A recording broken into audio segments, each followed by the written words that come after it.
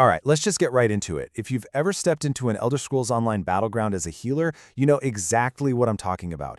It is absolute total chaos. You're just mashing buttons trying to keep health bars from dropping, but your teammates are just vanishing and it feels like you're doing absolutely nothing. Honestly, it's one of the most frustrating things in the entire game. And then, the self-doubt kicks in. You start asking yourself, am I using the wrong skills? Is my build just garbage? It's this spiral of confusion that, frankly, makes a lot of really good players just give up on PvP healing for good. But what if I told you the problem is actually way simpler than it seems? The sources we're digging into today really boil it down to two and only two critical failure points. This quote here, it nails it.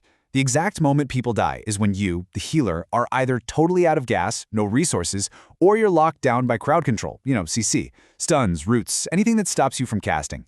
That's it. That's the moment the whole house of cards comes down. So if we know precisely when everything goes wrong, that means we can build a strategy to stop it from happening in the first place, right? This isn't about just reacting to the chaos anymore. It's about having a system, a formula that lets you control it. And here it is. This is the core of that whole formula. And you got to prepare yourself because this is a huge mindset shift.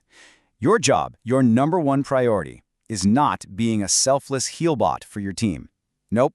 It's about being an unkillable anchor. It's about your own survival above all else. I know, it sounds totally backwards, but trust me, by the end of this, you'll see why it's the single most effective way to help your team win. So let's break this down. Pillar number 1, and honestly the most important one, survive first.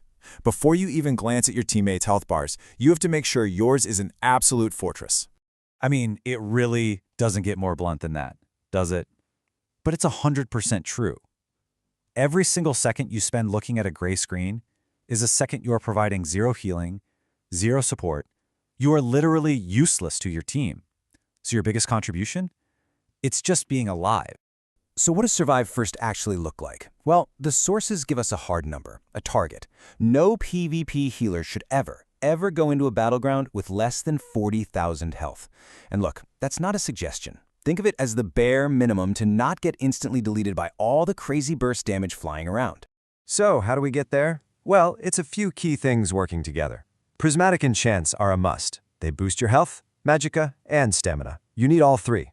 The sturdy trait on your heavy armor, that makes blocking cheaper, and believe me, you are going to be blocking a lot.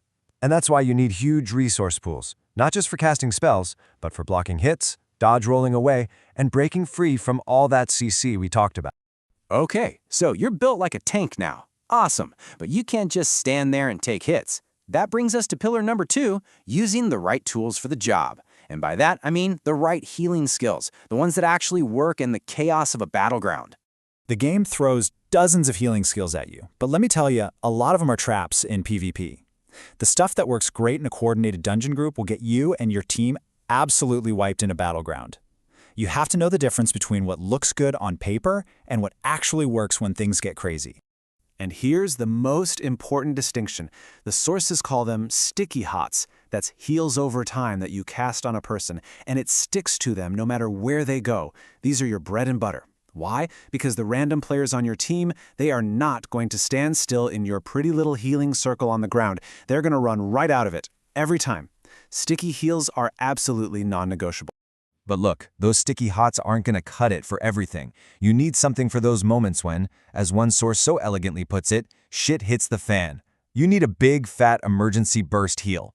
This is your oh crap button. It's for when an enemy drops a massive ultimate and your teammate's health bar just plummets from full to almost 0 in 1 second. Yeah, it costs a ton of magicka, but it's the only thing that's going to save them. All right, on to our third and final pillar. So, you're tanky, you've got the right skills, but there's one more piece to the puzzle, and it's a big one. You can never, ever stand still. In PvP, if you're not moving, you're dying. And this quote just says it all, doesn't it? PvP is all about positioning. A healer that stands in one spot is a predictable target, and a predictable target is a dead target. It's as simple as that. You have to constantly be on the move, using pillars, rocks, whatever you can find to your advantage. This creates what the sources call a constant balancing act. It's like you're walking a tightrope. You have to be close enough to actually heal your team, but you also have to be far enough away that you don't get obliterated by the same giant enemy attack they do. It's a tricky dance for sure. Learning how to kite, basically having enemies chase you around objects, is one of your best survival skills here. Now, to pull off this constant movement, you need specific tools in your kit. The sources are crystal clear about this. A skill like Race Against Time, one that gives you a speed boost and, more importantly, removes slows and roots, it's described as non-negotiable.